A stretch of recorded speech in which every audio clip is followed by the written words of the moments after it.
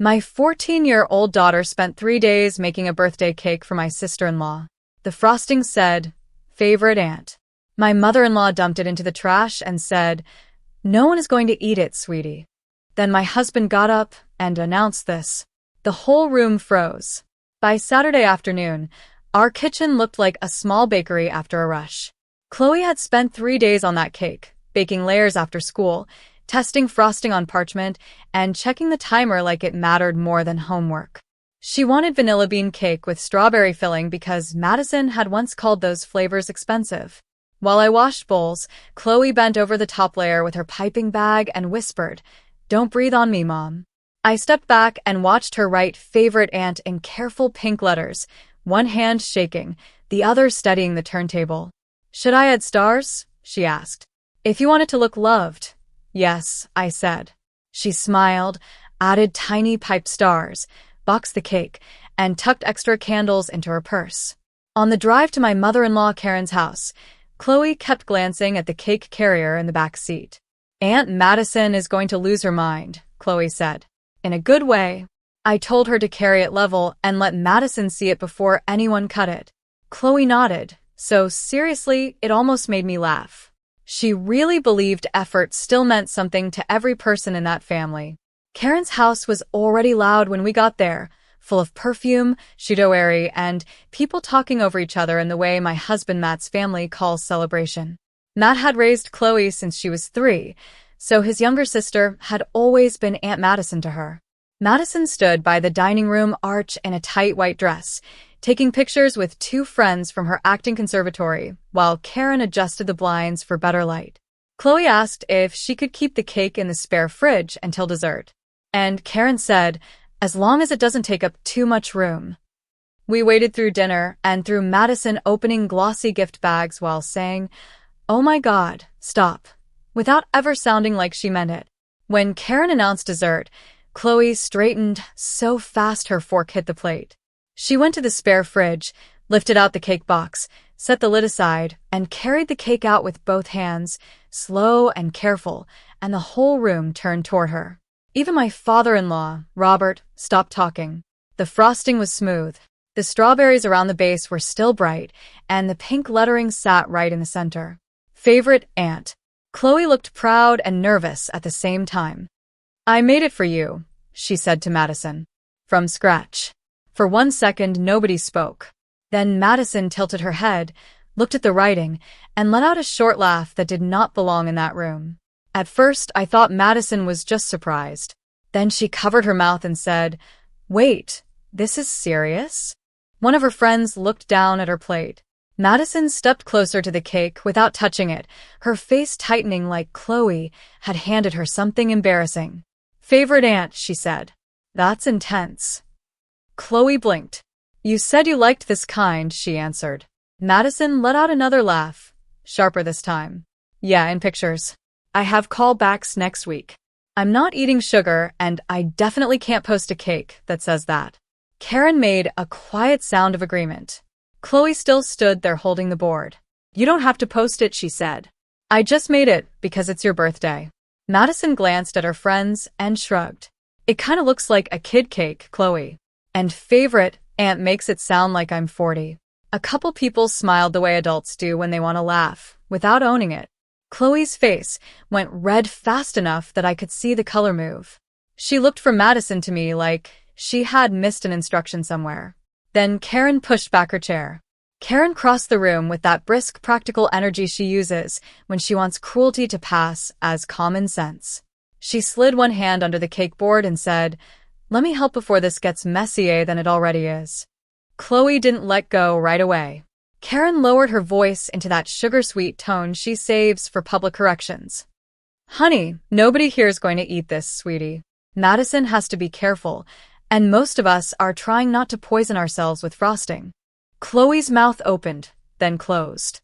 "She worked 3 days on that," I said, finally getting out of my chair.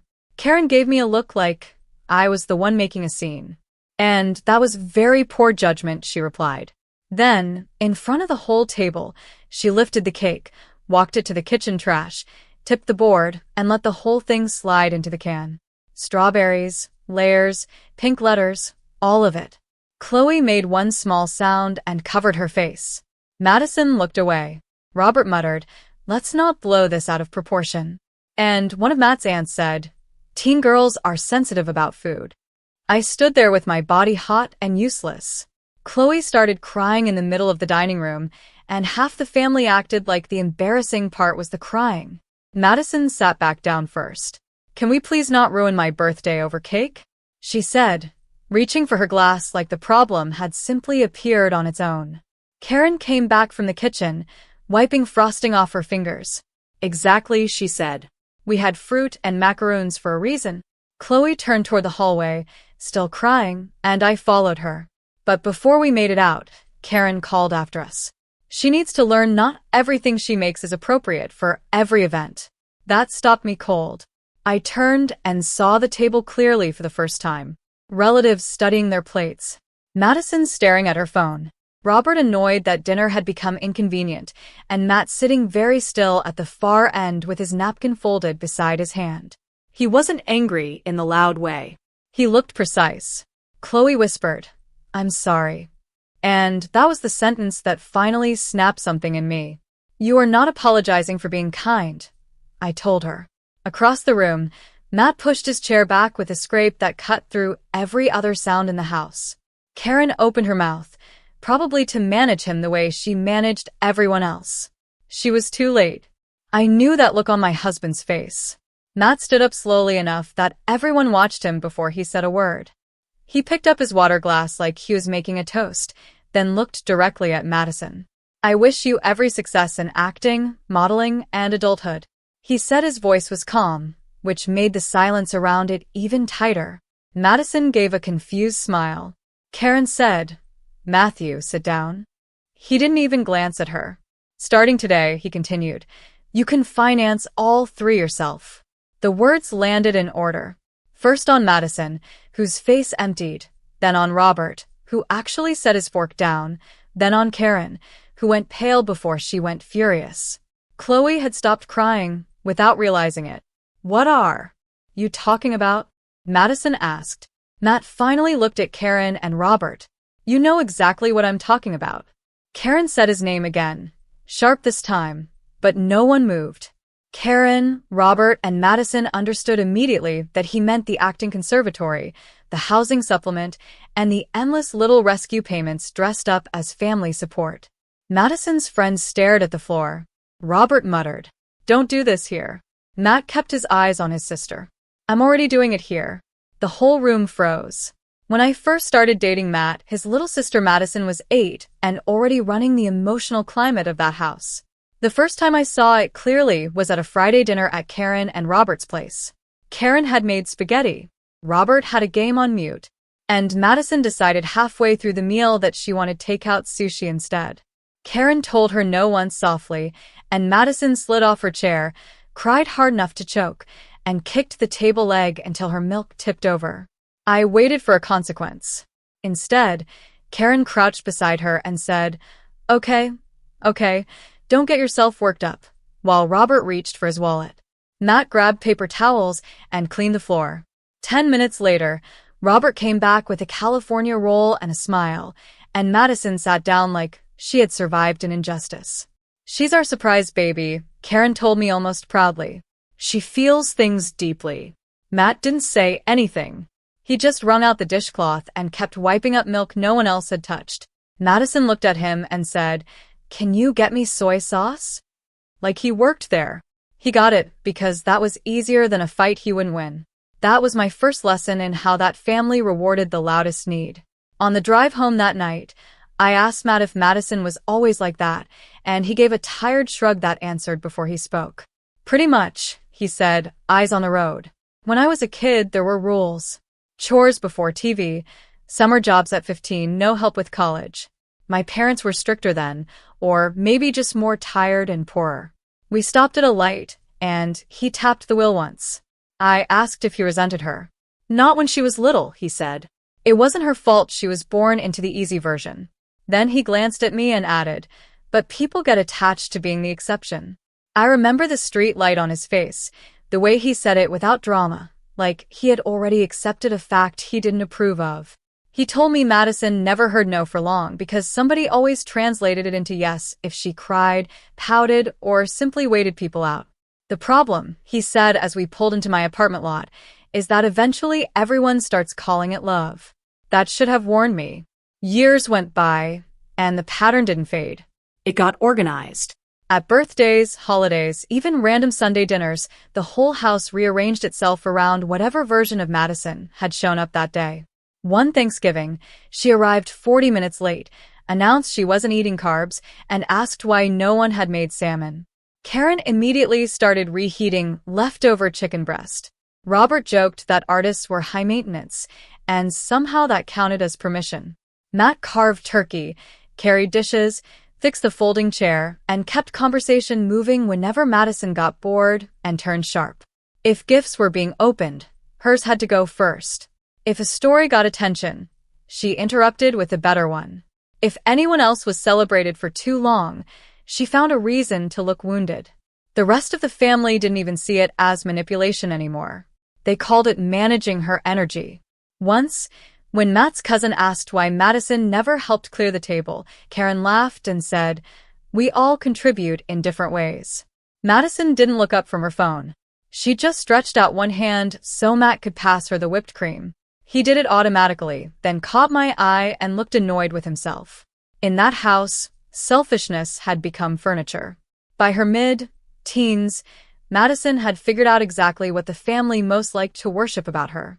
She was pretty, camera-ready, and completely in love with being looked at. Karen turned the guest room into a wardrobe corner with garment racks and a lit mirror. Robert paid for headshot, ring lights, workshop fees, and whatever subscription some acting coach said was essential. If Madison posted a self-tape, Karen sent it to relatives like a graduation announcement. If she booked a student short film for no money, Robert said, "This is how big careers start." At one summer barbecue, Madison changed outfits 3 times before sunset because the backyard light was wrong for content. Chloe was 9 then, sitting on the patio steps with a popsicle, watching her aunt pose by the hydrangeas while Karen held a reflector board she barely knew how to use.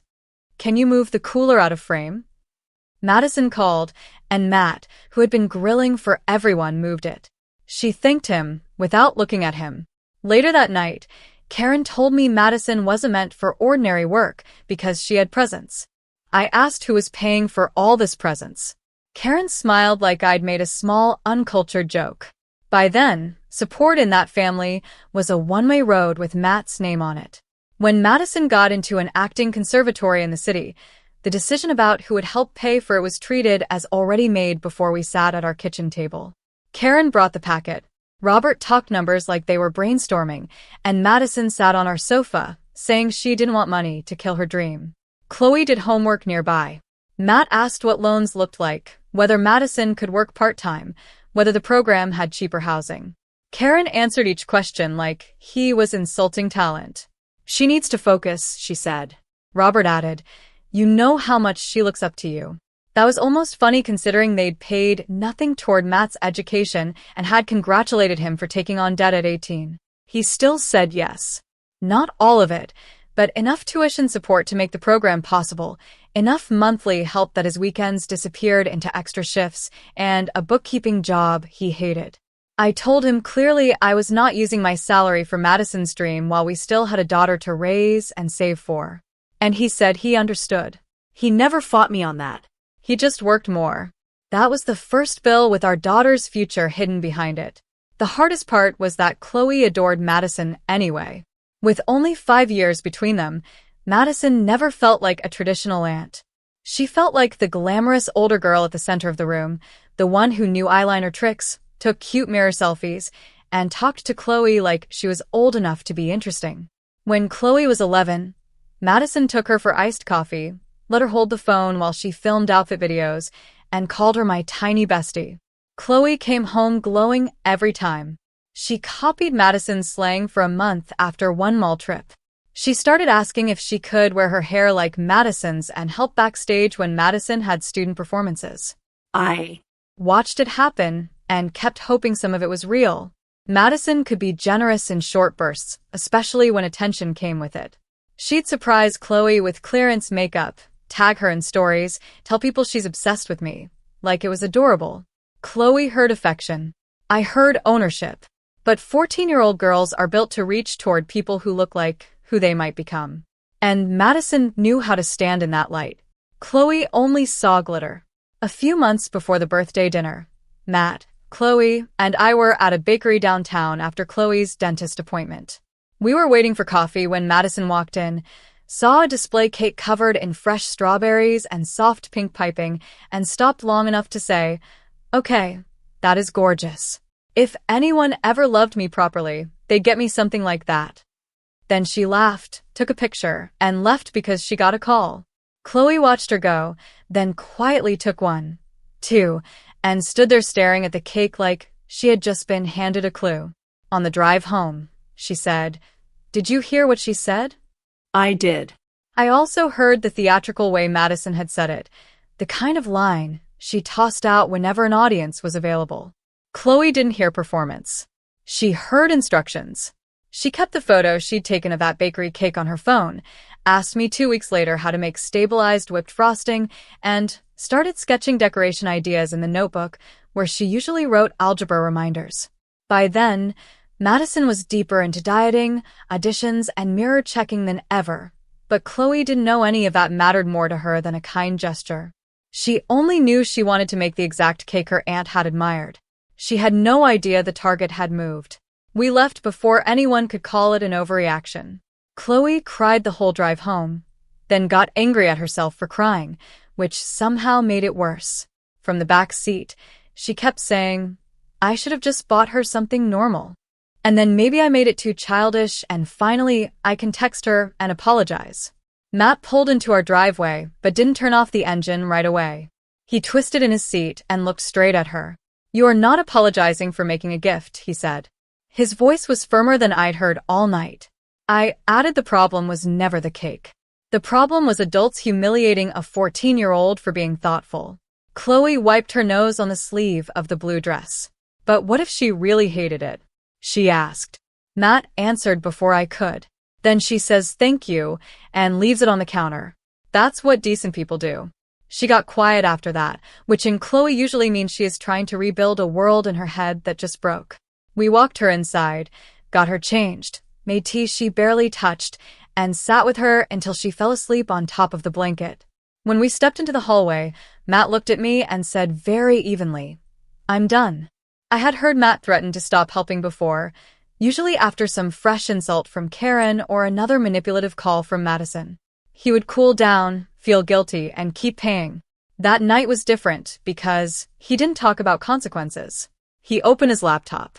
We sat at the kitchen table in the light over the stove. The house finally quiet except for the refrigerator and Chloe turning once in her room down the hall. Matt logged into the conservatory payment portal, the one he had set up years earlier when he started covering part of Madison's tuition with the efficiency of someone who had visited it too many times. He clicked through saved cards, recurring payments, billing contact, housing supplement. There was no speech, no dramatic recap, no looking to me for permission. I just watched. "You sure?" I asked once, because I needed to know whether I was witnessing anger or a decision. He nodded without looking up. "If I leave this in place after tonight," he said, "then I'm telling Chloe exactly what her place is." He removed his card. He led the automatic tuition draft. He deleted the backup payment for the housing supplement. Then he changed the billing email from his address to Madison's and hit confirm. A bland little page said the updates had been saved. A second later, the confirmation email landed in his inbox. Madison called 19 minutes later. Matt looked at the screen, put the call on speaker, and set the phone face up between us. "What did you do?" she demanded before he said hello. In the background, I could hear traffic and one of her friends asking what happened. Matt folded his arms. "I stopped paying your expenses." She gave a disbelieving laugh. "Because I didn't want cake." "No," he said. "Because you humiliated Chloe for making one." Madison immediately shifted tone, going hurt and incredulous at the same time. "I did not humiliate her. I said I couldn't eat it. Mom handled it badly." "Sure, but you're punishing me over dessert." "That's insane." Matt didn't move. "You didn't have to eat it. You did have to act like a decent adult to a 14-year-old who spent 3 days making you something. Madison said, I'm your sister, he answered. And you're 19. That shut her up for half a beat. Then she started talking faster about deadlines, housing, and how the tuition draft had been due that week, so this one reaction could derail everything she'd worked for. Matt let her finish. You should have thought about adulthood before you treated my daughter like a joke in front of a room full of people, he said. I'm done financing you. For once, he didn't soften a single edge. Karen called before Madison had time to invent a better story. Matt stepped into the living room, not to hide from me, but to keep his voice low near Chloe's room. Karen started in that clipped managerial tone she uses when she thinks confidence can restore order. Put the card back on tonight, she said. Madison's education is too important for impulsive punishment. Matt leaned against the mantel. This isn't impulsive. She ignored that. She is under pressure. You don't understand. Young women in that industry have to be disciplined. Disciplined, He repeated. Chloe is 14. She spent 3 days making that cake. Madison mocked her, and you threw it in the trash. Karen snapped. Because it was inappropriate. Matt's voice stayed level. No, it was generous. What was inappropriate was a room full of adults acting like my child deserved to be publicly embarrassed because Madison had a preference. Robert broke in then, louder and less polished. You don't cut family off over one dinner. Matt answered him, too. I'm cutting off the part where I sacrifice for people who can't show basic kindness to my daughter. There was a silence, so long, I thought the call had dropped. Then Karen said, stunned, You're really choosing this. Matt looked toward the hallway and said, I already did. Karen finally heard the word no. After the calls were over, the house felt different in a way I didn't trust at first, like the quiet after a storm might still be a trick. Matt sat beside me at the kitchen table and rubbed his eyes. He looked tired, but not conflicted. That was new. For years, I had watched him leave his family's house angry, only to spend the drive home explaining their intentions, reducing his own hurt, sanding down every sharp edge until he could keep functioning as their emergency fund and emotional translator. That night, he didn't translate anything. He didn't say his mother meant well, or that Madison was immature, or that Robert was old school. He said what happened. He named it. He acted on it. I poured the cold tea down the sink, packed Chloe's blue dress into the laundry, and felt something in me settle all the way to the bottom. You chose us, I said quietly. Matt looked almost surprised by the sentence, then nodded once. I should have done it sooner. Maybe he should have, but I wasn't interested in punishing progress because it came late. I went to check on Chloe, tucked the blanket back over her shoulder, and stood in the doorway for a second. For the first time since I had joined that family, I felt completely calm. 3 days later, Chloe came home from school with her backpack half open and a brightness I hadn't seen since the birthday dinner. You guys, she said before she even took off her shoes. It's okay now. She set a small shopping bag on the counter and pulled out a lip gloss set. Aunt Madison met me outside school after classes. She said she was sorry things got weird and that Grandma overreacted. We got smoothies and she said she never wanted me to think she didn't love me. Matt and I exchanged the same look without speaking. Chloe kept going, talking fast because Hope does that. She was crying. Dad. She said the school was already warning her about late fees after the missed tuition draft, and she was under so much pressure. She said if you could just put the card back for now, everything could go back to normal, and we could all have dinner next week. There it was, tucked into the middle of the apology, like a wire inside a toy. I asked whose idea was it for her to talk to you about money? Chloe hesitated. She said I was the only one who could get through to Dad. Matt's jaw tightened. Chloe looked between us, confused again, still wanting the version of the story where kindness fixed things. The sentence wasn't hers. Matt didn't lecture Chloe. He picked up his phone, asked her to finish her snack, and called Madison right there at the kitchen counter. He put it on speaker before she could charm the tone of the room. Hey, Madison answered in a sugary voice the second she realized Chloe was nearby. Matt cut straight through it. Do not use my daughter to negotiate your tuition. Silence. Then Madison tried for wounded. I was apologizing. No, he said you were recruiting. She started talking about how Chloe wanted peace, how family should help family, how she'd taken responsibility by reaching out. Matt stayed so calm that every excuse sounded thinner next to him. If your relationship with Chloe depends on tuition money, he said, then it isn't a relationship. It's leverage. Madison snapped back fast enough to reveal herself. That is so unfair. I'm trying to repair things and you're making me the villain because you're cheap. I watched Chloe's face change at that word. Matt heard it too. You are an adult, he said. Handle your school with the same energy you bring to controlling a 14-year-old. Madison asked if he seriously expected her to throw away her future over one misunderstanding. No, he said. I expect you to stop treating my child like a payment method. Madison went quiet for half a second. Chloe took her phone to her room after that and texted Madison anyway because 14-year-olds believe private conversations can rescue what adults break in public. 20 minutes later, she came back down in tears and handed me the phone without speaking. Madison hadn't bothered to be subtle once the money was out of reach. The messages were short and vicious. I never wanted this mess. Your dad ruined everything. I tried to be nice. You made it worse. Then the last one. If he won't help me, there's no point pretending we're still close. Chloe sat on the bottom stair and said she never wants to see me again. Matt took a slow breath. That is not about you, he said. Chloe looked up at him, furious now. Then why did she say it to me? There was no good answer that would keep the truth small. I sat beside her and told her the one we had. Because some adults will hurt the person they think is easiest to reach. Chloe wiped her face hard, then pushed the lip gloss bag away with her foot. That ended the fantasy in a single afternoon. We sat at the kitchen table until dinner got cold, saying the kind of things parents wish children never had to learn, but learn anyway if they're going to stay safe. Matt told Chloe that love doesn't invoice people. I told her gifts are only gifts when they come without a bill hidden inside them. She asked whether Madison had ever liked her at all, and there was no clean answer. I think she liked being admired by you, I said. And sometimes she was genuinely kind, but the minute she wanted something more than she wanted to protect you, she showed us what mattered most. Chloe stared at the wood grain for a long time. Then she asked, so, if I got her tuition back, she'd be nice again? Matt said, probably. That's exactly why it wouldn't be real. Something about that landed. She nodded once, small but certain. She took the lip gloss set out of the bag, looked at it, and put it in the junk drawer with dead batteries and spare keys.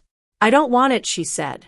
Later that evening, she muted Madison's texts, unfollowed her accounts, and handed me her phone so I could make sure there weren't any other messages waiting to sting. She didn't look lighter yet, but she looked clearer. Karen and Robert arrived the next afternoon without calling, which was typical of people who still believed urgency gave them permission. I saw Karen's SUV through the front window and knew before the knock why they were there. Matt opened the door but stayed in the frame. Karen started before anyone else could speak. This has gone far enough, she said. The school is charging penalties and Madison could lose her place. Robert stood beside her with a folder. We can't cover this, he added. Not on this timeline. Matt didn't step aside. Then Madison needs a plan that doesn't involve me. Karen's eyes flashed past him, searching for Chloe. I moved up beside Matt. You don't get to say her name in this conversation after using her. Karen straightened. No one used her. Matt answered before I could. Madison did. And you were hoping it would work. Robert opened the folder and started pulling out statements and warnings. Matt never looked at them. I paid for years, he said. I'm done sacrificing for someone who humiliated my daughter and then tried to manipulate her for money. Karen said, you're abandoning family. Matt said, no, I'm protecting mine. 5 minutes later, they were back in the SUV and out of moves. 6 months later, our Saturdays look different. Chloe still bakes, but now the cakes stay in kitchens where people say thank you before anything else. She signed up for pastry class at the community center with money Matt used to spend on Madison's housing supplement, and he drives her there every week. He hasn't spoken to Karen or Robert since the day they stood on our porch and tried to turn tuition into a moral emergency. Through relatives, We heard they borrowed against the house to keep helping Madison. And even that wasn't enough. She had to get a job at a retail cosmetics store while staying in school, which from where I stand sounds like ordinary adulthood. Chloe doesn't idolize her anymore. That part is gone for good. But a few weeks ago, Madison sent one message through a cousin instead of through pressure. It was short, direct, and free of excuses. Madison said she was sorry for mocking the cake, sorry for using Chloe, and sorry for making love feel conditional. Chloe read it twice, set the phone down, and said, "Maybe later." I thought that was wise. In our house, later is allowed. So is distance. So is starting again carefully, if it ever becomes safe enough to matter. Now, it's just a kid baking for people who deserve the plate. What do you think? Did my husband do the right thing by cutting her off? Should he have done it much earlier? And was he right to let our daughter decide for herself whether she still wanted contact? Let me know in the comments and subscribe for